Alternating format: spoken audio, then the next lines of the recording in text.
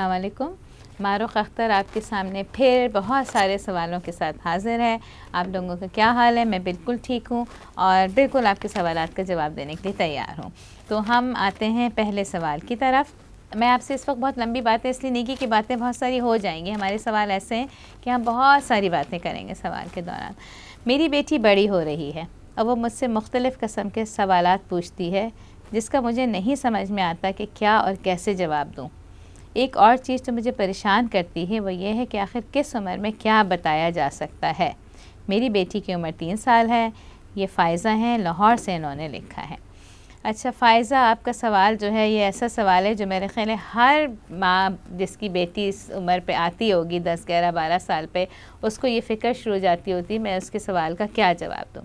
अच्छा देखें, एक तो ये बात ये है कि जब आपका बच्चा आपसे कोई सवाल करता है तो वो उसका जवाब जानना चाहता है। वो सवाल ही इसलिए करता है कि वो जवाब जानना चाहता है। अगर आप उसके सवालात का जवाब नहीं देंगी तो वो कहाँ जाएगा? उसे अपने सवाल का जवाब चाहिए।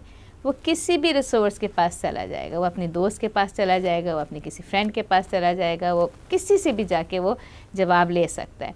अब इसमें ये रिस्क है कि जवाब गलत भी ले सकता है, जवाब सही भी ले सकता है, लेकिन जवाब गलत भी ले सकता है। जो जवाब आप देंगी, जिस तरह से आप उसको समझाएंगी, वो उसका हक़ है। तो कभी भी ये मत घबराएं कि मेरी बच्ची ने या मेरे बेटे ने या मेरी बेटी ने मुझसे ये सवाल कर लिया है, क्योंकि अगर और आप ये भी नहीं करें कि अच्छा ये गलत बात है, अच्छा इसका जवाब मैं नहीं दे सकती, अच्छा इसका जवाब मैं बाद में दे दूँगी। आपके ये कहने से शायद आप तो सिचुएशन से एस्केप कर जाती हैं, आप तो सिचुएशन से निकल जाती हैं, आपको तो जवाब देने के स्ट्रेस से बच जाती हैं, लेकिन वो ज़रूर कहीं ना कहीं से जवाब हासिल करेगा और ज़्यादातर ऐसे बच्चे फिर गलत जवाब पा लेते हैं। आप उसके हर सवाल का जवाब दें। आप उसकी माँ हैं, उसका आपके ऊपर ये हक़ है कि उसके सवाल का जवाब सही दिया जाए। आप ये कर सकती हैं, जवाब देने के बहुत सारे तरीके हैं। आप जवाब को कुरान, सुन्नत और साइंस के साथ रिलेट करें। जब मेरे बच्चे छोटे थे और मुझसे कोई भी ऐसा सवाल करते थे तो मैं एक तरफ कुरान हदीस रख लेती थी, एक तरफ मैं साइंस की बुक रख लेती थी और आराम से। और बिल्कुल आप थोड़ी सी अंदर से पैनिक होंगी क्योंकि वो ऐसे सवाल करते हैं कि मैं बड़ी क्यों हो रही हूँ, मैं कहाँ से पैदा हुई, आपका अब्बू की बेटी कैसे हो गई। वो ऐसे ही सवाल कर रही होगी, मुझे पता है आपने सवाल की डिटेल तो नहीं लिखी, लेकिन वो ऐसे ही सवाल कर रही होगी। एक तरफ आप कुरान सुन्नत रखें, एक तरफ आप साइंस की बुक रखें और उसको आराम से बिल्कुल रिलैक्स होकर सारी बातों का जवाब दे दें। अच्छा, एक और सवाल आपने इसमें किया है और आपने ये पूछा है कि मैं किस उम्र से उसको, किस उम्र पे मैं उसे क्या बताऊं। इस सवाल का तो मैं आपको बताती हूँ, मुझे इस सवाल का जवाब कैसे पता चला। जब मेरी बेटी था और मेरा बेटा था, बेटा मेरा ऐसे ही 10-11 साल का हुआ तो उसने मुझसे इसी तरह के सवाल करने शुरू किए। मैं बहुत परेशान हुई। मैं अपने साइकेट्रिस्ट, जहाँ मैं जॉब करती थी वहाँ पे साइकेट्रिस्ट थे, मैं उनके पास गई। मैंने कहा मुझे कि मैं इसको क्या जवाब दूँ, ये मुझसे क्या क्या सवाल पूछ रहा है, मैं किस उम्र पे क्या जवाब दूँ। तो उन्होंने कहा इसका तो बहुत ही आसान सा जवाब है, वो जो सवाल पूछ रहा है जिस उम्र पे, उसको उतना ही बता दो। ये जो जवाब उन्होंने मुझे दिया, मेरी तो ज़िंदगी आसान हो गई। ना उससे ज़्यादा बताने की ज़रूरत है, ना उससे कम बताने की ज़रूरत है। जिस उम्र में वो आपसे जो पूछ रहा है उसका जहन उसको क्या कहते हैं, उसको इन्हांस करने के लिए, उसको समझने के लिए तैयार है। आप उसको वही जवाब दे दें। अगर वो आपसे पूछता है कि मैं कहाँ से पैदा हुआ, उसको आप बिल्कुल बताइए कि कहाँ से पैदा हुआ है, ठीक है। सही बस जवाब दें, जवाब गलत मत दें, जवाब सही दें। जब बच्चों को इन चीज़ों के जवाबात नहीं दिए जाते हैं या बच्चों को ये कहा जाता है ये बहुत बुरा सवाल है, ये गंदा सवाल है, ये सवाल तुमने क्यों किया, तो उसको अपने आप से, उसको अपना आप उसे बुरा लगने लगता है, उसको अपने आप से घिन आने लगती है। देखिए सवाल तो उसके दिमाग में आएंगे, जैसे जैसे उसको सवाल आते जाते हैं उसको वैसे अपना आप बुरा लगता जाता है, उसे गिल्ट की बहुत फीलिंग होती है कि मैं कोई गलत सवाल आ रहे हैं मेरे दिमाग में। इसका बिल्कुल यही हल है कि हर सवाल का जवाब बिल्कुल सही दें, जितना वो पूछता है उतना दें, क्योंकि अगर वो आप उसका जवाब नहीं देंगी तो वो ज़रूर कहीं ना कहीं से उसका जवाब हासिल कर लेगा और वो जवाब गलत भी हो सकता है और सही भी हो सकता है। जैसे मैंने पहले सेशन में भी कहा था, हम अपने बच्चों के ख़ुद ही काउंसलर हैं, तो बैठ के उसकी काउंसलिंग करें और उसके सारे कॉन्सेप्ट जो हैं आपको ख़ुद क्लियर करने होंगे बीइंग अ पेरेंट। मैं समझती हूँ उसको तो मैंने काफ़ी क्लियर कर दिया है।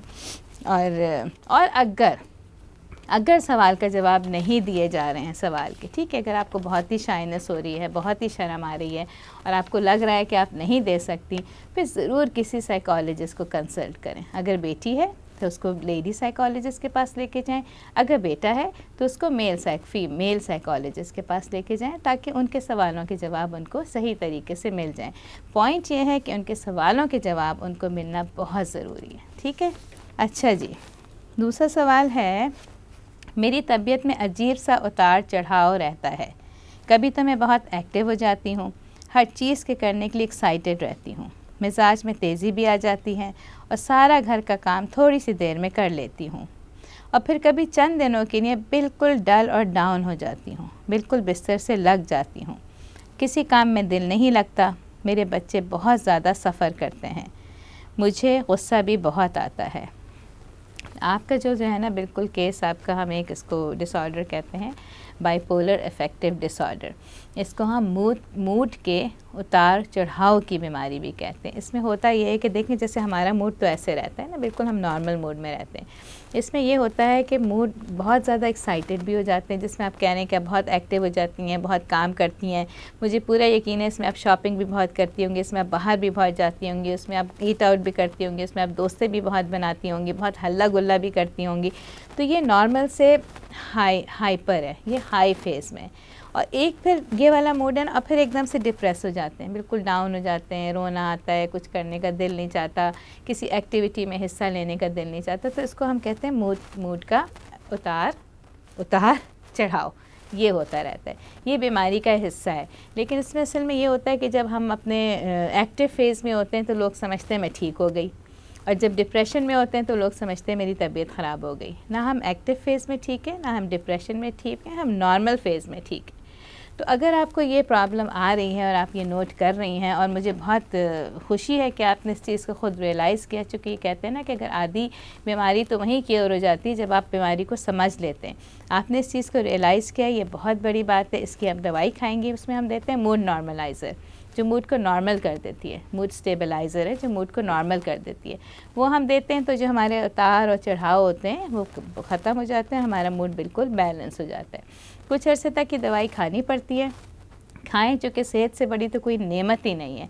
तो सेहत जैसी नेमत का जो है पूरा ख्याल रखना चाहिए, और आप ये दवाई खाएंगी तो आपका मसला जो है वो बिल्कुल हल हो जाएगा। और ये भी बहुत क्योरेबल डिसऑर्डर है, ये भी ठीक हो जाता है दवाई खाने से। देखिए, मेरा पॉइंट ये है कि ज़्यादातर बीमारियां तो हैं दुनिया में, ठीक है। और यहाँ पे एक चीज़ मैं मेंशन करना चाहती हूँ कि लोग बड़े परेशान हो जाते हैं अगर उनको कोई जहनी बीमारी हो। जिस्मानी बीमारी हैंडल कर लेते हैं, जहनी बीमारी ना वो सुनना चाहते हैं, ना वो किसी के पास जाना चाहते हैं, ना वो किसी से डिस्कस करना चाहते हैं। देखिए, जहन जो है वो भी तो हमारे जिस्म का हिस्सा है ना। अगर मेरी किडनी में कोई इन्फेक्शन होगा तो मैं फ़ौरन डॉक्टर के पास जाऊँगी, इन्फेक्शन की दवाई ले लूँगी। उसी तरह अगर मेरे जहन में, माइंड में कोई केमिकल इम्बैलेंस होगा तो मैं फ़ौरन डॉक्टर के पास जाऊँगी और दवाई ले लूँगी। तो ये जिस्म और दिमाग को अलग मत करें, जिस्म और दिमाग को एक चीज़ समझें। हमारे यहाँ स्टिग्मा हो गया कि जी जहनी बीमारी है तो वो पागल है। पागल सिर्फ एक ही होता है जो स्किज़ोफ्रेनिया का मरीज़ होता है, बाकी सब जो है ये इमोशनल प्रॉब्लम्स हैं, सब जिस्म की बीमारियों के हिस्से हैं। अगर ऐसी कोई भी बीमारी का पता चलता है फ़ौरन इलाज करवा लें, क्योंकि जो दवाई बनाने वाले हैं इतनी रिसर्च करके, पता नहीं 25-25 साल बाद एक दवाई आती है मार्केट में, इतना उस पर काम करते हैं, इतना उस पर रिसर्च करते हैं हमारे लिए, ताकि हम उसको खाएँ और हेल्दी हो जाएँ।